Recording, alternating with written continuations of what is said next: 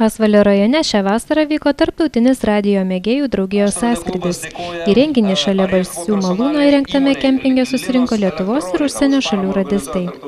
Apie radistų sąskrydį Balsiai 2006 ir radijo mėgėjų draugijos specifiką plačiau papasakojo Panevėžio krašto radijo klubo prezidentas ir sąskrydžio iniciatorius Alvydas Jackūnas. Radistiniai renginiai tai yra ultratrumpų bangų rankinių radijo stotelių varžybos. Tai yra čia pas mane yra stotelė būtent su šitom stotelėm.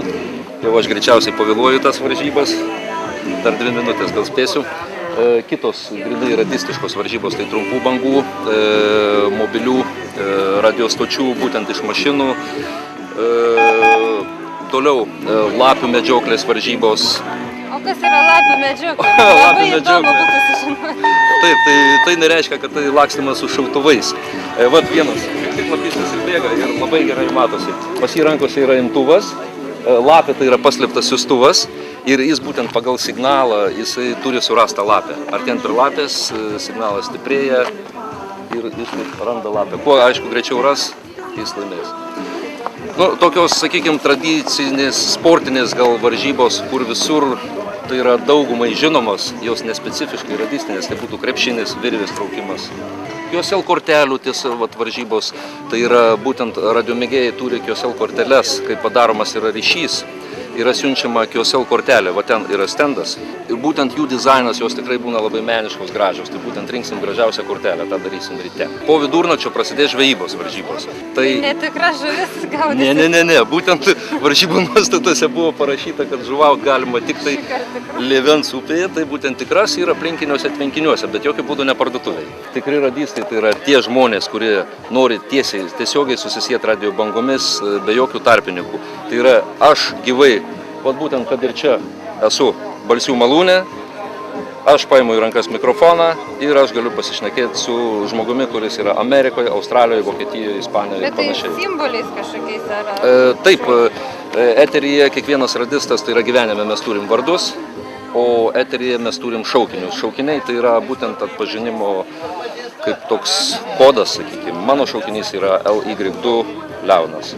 O lygiai taip pat telefonu dirbant yra naudojami kodai, kad jeigu prastas bangų sklidimas, tai yra trūkdžiai, būtent, kad būtų galima iššifruoti informaciją. Ne visai, tai nėra taškai brūkšniai, bet tai yra tam tikrai kodai, kurie susideda iš raidžių. Pavyzdžiui, QSL, QRZ, QRM, CQ. Šiais laikais yra visuotinė kompiuterizacija ir paprastas yra dalykas, sakykime, vaikas, jis daug lengviau pasiims mobilų telefoną, jisai atsisės prie interneto ir jis pilnai turi šiuolaikinės ryšio priemonės, kur nėra jokių trūkdžių ir 100% ryšys yra. Taip, iš tikrųjų, aš pats dirbu ir su vaikais, sunku vaikus privilioti į šitą sportą, bet yra tikrai, yra jaunimo, ateina dar pas mus jaunų žmonių. Šiaip dar norėčiau, žiūrint į istoriją, lietuviai tikrai buvo labai ir yra dabar labai aukštai pasaulyje trumpų bangų radio sporte. Lietuviai būtent lietuviai. Pasiekimai lietuvaičių tikrai yra labai aukšti. Čia pasaulio čempionatuose yra ir asmeninėse įskaitose, ir komandinėse. Yra 1-2 vietos, lietuvaičiai yra 10-tukuose. Tikrai pasiekimai yra labai aukšti trumpų bangų radio sporto. Būtent šis Lietuvos radio mėgėjų draugijos sąskrydis Balsiai 2006 ypatingas, sakyčiau, gal užsieniečių skaičiumi. Tikrai tokio kiekio užsieniečių, bent kiek aš pamenu, nėra buvę. Tai yra apie 100 užsieniečių, galbūt ir dar važiuoja, galbūt jų bus ir dar daugiau.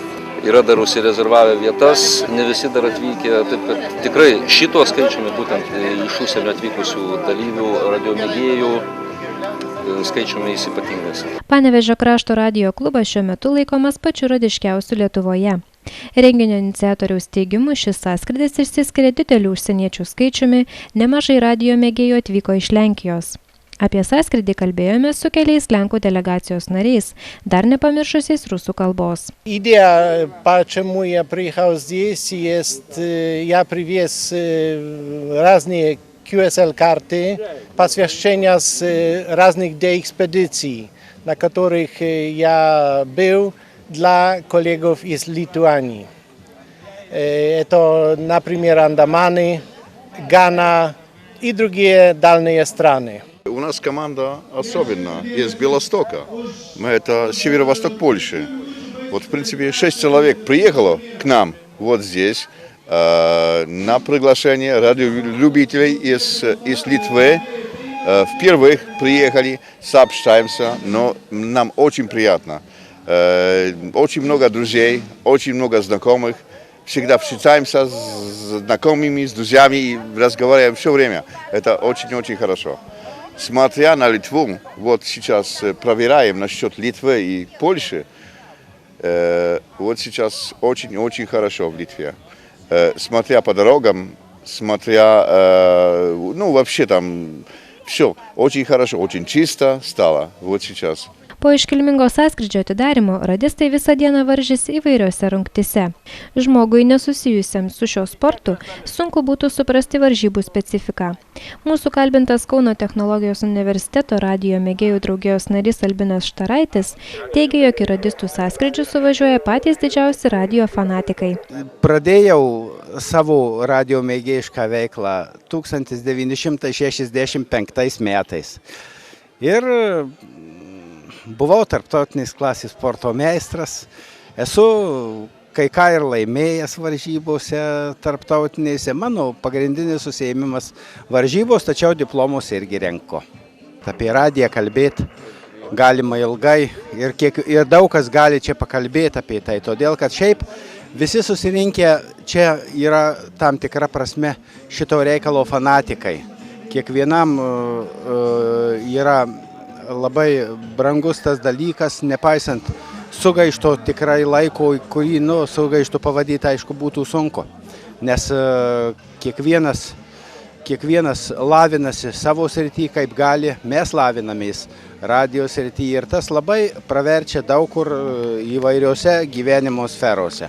Laimėta daugybė tarptautinių varžybų, štai ir paskutinėse pasaulinėse akivaizdinėse radijo mėgėjų trumpabangininkų varžybose Lietuvos komanda iš 46 komandų užėmė garbingą 13 vietą ir aplinkinius mūsų kaimynus jie aplenkė, tai ir Lenkus, ir Latvius, ir Estus.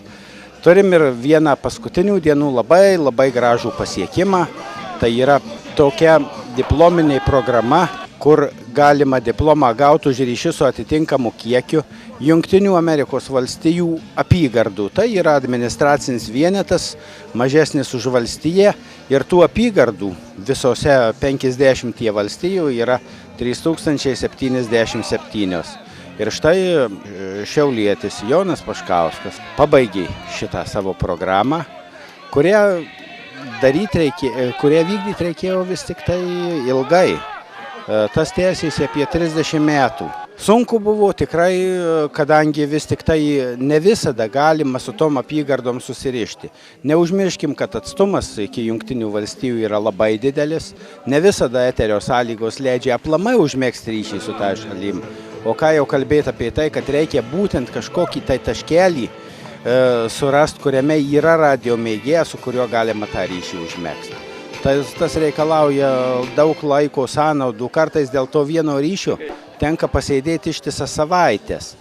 Tačiau finale, kaip matome, visi tie ryšiai unikalūs, sudėtingi ir sunkus buvo užmegzti. Balsiuos atmosfera paprasčiausiai būti bloga negali. Dėl labai paprastos priežasties, aš jau sakiau, susirenka čia visi fanatikai, žmonės, kuriem nepaprastai šitas dalykas brangus ir visi čia mes tikrai džiaugiamės, kad galų gale kai kuriuos tik tai va čia kartą per metus galim pamatyti, pabendrauti, pasidalyti nuomonėm, žiniom ir viską, ką tik tai galim mes viens kitam gero pasakyti, tą mes ir stengiamės padaryti. Kiekvienais metais radistai rengia sąskrydžius vaizdingose Lietuvos vietovėse.